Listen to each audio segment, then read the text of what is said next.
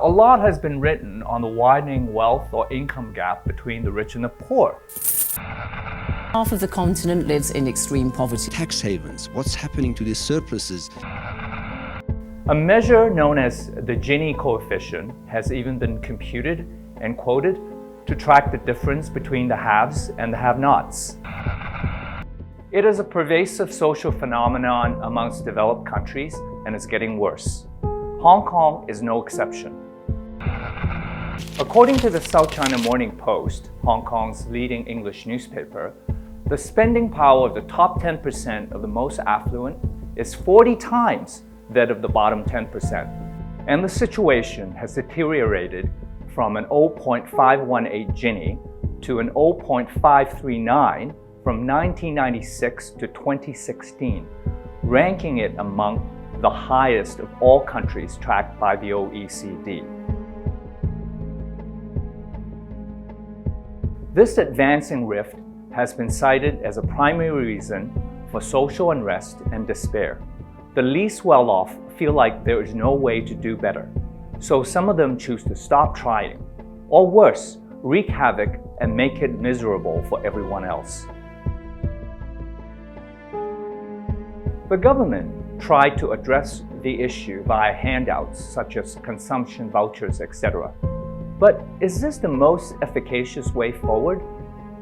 Does it not engender a sense of reliance and dependence? What happens when the proverbial tap is shut off and the gravy train stops running?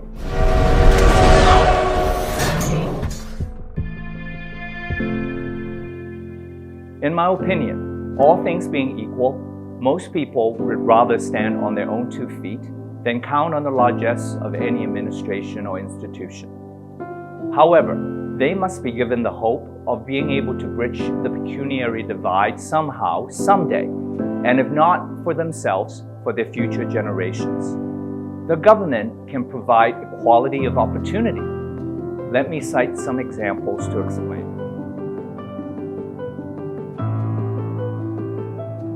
If one was born into an indigent family, where would one obtain the resources to access the World Wide Web via a high-speed internet connection and to procure a smart device like a mobile phone or personal computer, etc.?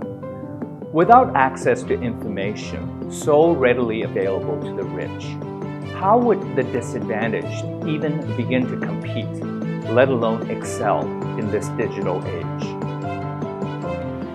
Rather than the intermittent schemes of doling out cash or cash-like subsidies, the government can consider providing free Wi-Fi and free tablets or PCs, etc. to the needy, thus leveling the playing field a bit. Experts believe that education is the single greatest equalizer in the contest called life. And there's no education without information. It is akin to going to war with no modern arms or munitions against an adversary that is well equipped with the latest weaponry. And talking about education, universal education can also be extended to cover kindergarten all the way through to university, as opposed to the near free education scheme that we have now, thus better preparing youths from every quarter to secure better employment opportunities.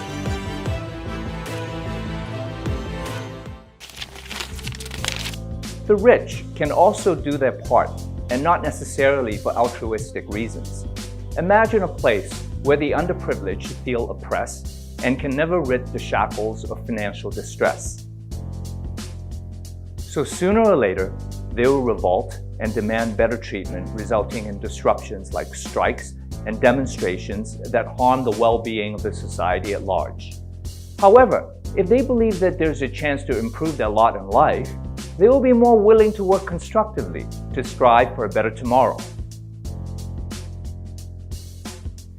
Billionaires like Bill Gates and others understand this and have given away most of their fortunes to charitable causes, doing their part in helping to mitigate the unwanted effects of an increasing Gini.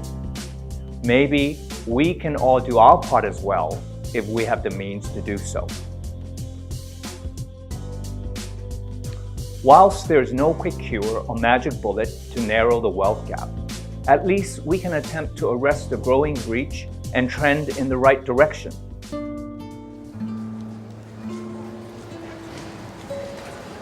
Societies with a large middle class and a small lower and upper class typically enjoy the best quality of life. The prospect of the rich getting richer and the poor poorer is neither tenable nor desirable.